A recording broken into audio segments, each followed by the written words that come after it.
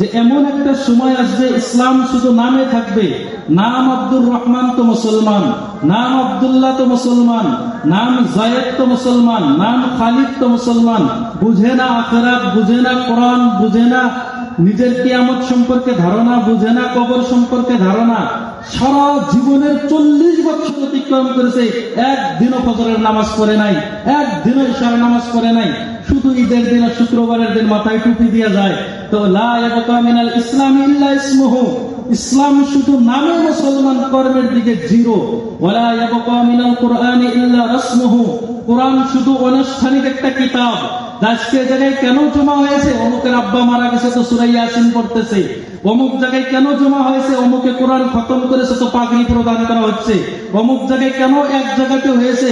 আজকে তারাবির মধ্যে কোরআন খতম করা হয়েছে সেই জন্য। তো কোরআন শুধু অনুষ্ঠানের কিতাব, আমলের দিকে জিরো, আমল নাই। কোরআন এই জন্য এসেছিলেন জীবিত মানুষকে রাস্তা দেখানোর জন্য, মৃত্যু মানুষকে দাফন করার জন্য, আর মৃত্যু মানুষের জন্য সওয়াব পৌঁছানোর জন্য আসে নাই। হুদাল লিন-নাস ওয়া বায়্যিনাতুম মিনাল হুদা ওয়াল ফুরকান, আল্লাহ তাআলা কোরআনকে পাঠিয়েছিলেন জীবিত মানুষকে রাস্তা দেখানোর জন্য, যে এই দুনিয়ার মানুষ এক আল্লাহর উপাসনা করো। তোমার ব্যক্তিগত জীবন কেমন হবে, তোমার ব্যবসা বাণিজ্য কেমন হবে, তোমার পোশাক কেমন হবে, তোমার চুলের গোড়া থেকে পায়ের নখ পর্যন্ত একটা একটা তোমার শরীরের ইঞ্চি কিরকম হওয়া দরকার ছিল, কিরকম হইতেছে, তোমার গ্রাম থেকে নিয়ে শুরু করে তোমার শহর পর্যন্ত, তোমার ফ্যামিলি থেকে নিয়ে শুরু করে তোমার রাষ্ট্রীয় জীবন পর্যন্ত, প্রত্যেকটা ধাপে ধাপে কোরআন। এমন কোন জায়গা নাই যে জায়গার মধ্যে কোরআনে কারীম কোন না কোন নির্দেশ মুসলমানের দেয় নাই।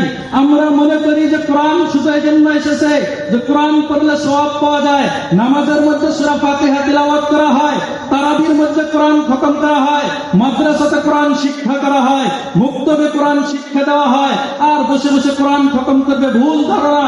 কোরআন এই জন্য আসেনি, কোরআন এই জন্য এসেছে আপনার ব্যক্তিগত জীবনকে পরিবর্তন করা, আপনার সমাজকে পরিবর্তন করা, আপনার সমাজকে ন্যায়পরায়ণতার সমাজ করা, আপনার পরিবারকে আদর্শবান পরিবার করা।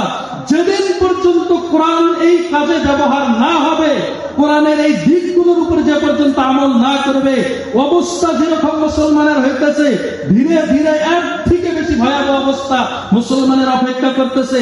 আজকে পৃথিবীর বুকে এমন কোন জায়গা নেই যে জায়গার মধ্যে লাঞ্ছিত, বঞ্চিত, অপমানিত জাতি হিসেবে মুসলমানের পরিচয় নাই। সব জায়গার মধ্যে যদি কারো বাড়ি ভাঙা হয় তো মুসলমান, যদি কারো প্রমাণপত্র চাওয়া হয় তো মুসলমান, মাদ্রাসা তাদের টার্গেটে, তাদের মসজিদ তাদের টার্গেটে, সব কিছুর মধ্যে একটাই কারণ, জাহারাল ফাসাদু বিল বাররি ওয়াল বাহরি বিমা কাসাবাত আইদিন নাস লিইউযিকাহুম বা'দাল্লাযী আমিলু।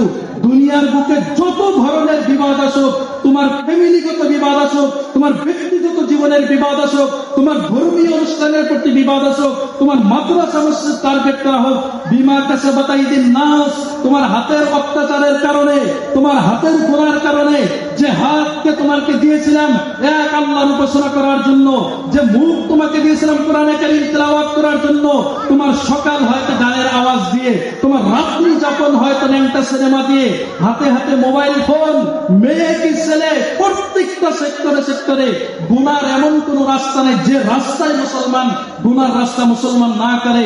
আল্লাহ তাআলা প্রত্যেকটা জাতিকে দুনিয়ার বুকে ধ্বংস করেছেন। নবী আসার পরে যদি কোন জাতির উপরে আযাব এসেছে, নবীর কথাকে অপমান করার কারণে, নবীর কথাকে অমান্য করার কারণে, যে কারণে কওমে লূতকে ধ্বংস করা হয়েছে, যে কারণে কওমে সামূদকে ধ্বংস করা হয়েছে, যে কারণে মুসা আলাইহিস সালামের কওমকে ধ্বংস করা হয়েছে, যে কারণে হযরত শুআয়ব আলাইহিস সালামের কওমকে ধ্বংস করা হয়েছে, এমন কোন পাপ নাই যা আজকের মুসলমান না করি। আল্লাহ তাআলা কোরআনে বলেন, ওয়ালাম ইউখলাক মিসলুহা ফিল বিলাদ, যে তাদেরকে শক্তি প্রদান করা হয়েছিল, কিন্তু আল্লাহ তাআলার আযাব যখন আসছে এমন ভাবে ধ্বংস করেছেন। কওমে লূত বেহায়াই যখন সর্বোচ্চ পরিমাণে পৌঁছে গেছে, পুরা বস্তিকে আল্লাহ তাআলা উঠাইছে, আসমানের উপরে উঠায় নিয়ে এইখানে প্লট দিয়ে দুনিয়ার ভিতরে এমন ভাবে ডুবিয়ে দিয়েছেন। আজও পর্যন্ত সুইডেনের মধ্যে ডেড সি নামে যে সমুদ্র রয়েছে, এই সমুদ্র কওমে লূতের পরিণাম ছিল। আজকের বেহায়া সমাজ, আমরা প্রত্যেকটা জায়গাতে মনে করেন মুসলমান জেনার মধ্যে, ব্যভিচারের মধ্যে, সুদের মধ্যে লিপ্ত। হাদিসের মধ্যে রাসূলুল্লাহ সাল্লাল্লাহু আলাইহি ওয়াসাল্লাম বলেন, ইযা যাহারা ফিল মুসলিমিনা যিনা ওয়ার রিবা ফাহুয়া ফি আহলাকাতিহিম। যখন মুসলমানের মধ্যে জেনা, ব্যভিচার আর মুসলমানের মধ্যে যখন সুদে লিপ্ত হবে মুসলমানের মধ্যে ধ্বংস অনিবার্য হয়ে যাবে।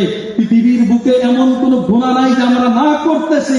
হযরত মুসা আলাইহিস সালাতু ওয়াস সালামের যুগে যতটা কোরআনে কারিমে সবথেকে বেশি যে নবীর ঘটনা কোরআনে কারিমে বর্ণনা করা হয়েছে সেটা হলো হযরত মুসা আলাইহিস সালাতু ওয়াস সালাম।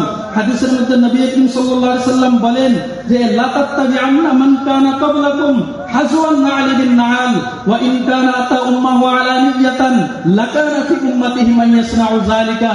হে মুসলমান, এমন একটা সময় আসবে তোমাদের সামনে যে তোমরা হযরত মুসা আলাইহিস সালামের কওম বনি ইসরাইল তারা যেভাবে চলতো, যে রাস্তায় চলতো, ওই রাস্তায় তোমরা সেম চলবা। যেমন দুইটা চপ্পল আর স্যান্ডেল এক সমান হয়, তোমরাও তাদের সাথে একভাবে চলবা। এমনকি তারা গুনাহ করতে করতে যদি তার মায়ের সাথে ব্যভিচার করে, মুসলমান এই উম্মতের মধ্যে এমন লোক বেরাবে যারা তার মায়ের সাথে ব্যভিচার করবে। আজকে পৃথিবীর অবস্থা দেখেন, এমন কোন জায়গা নাই যে গুনার রাস্তা থেকে ব্যভিচার। স্কুলের মধ্যে, কলেজের মধ্যে তাকায় দেখেন আপনি, সব জায়গাতে নিজের বেহায়া বেশরমের একদম সীমা অতিক্রম করে ফেলেছে।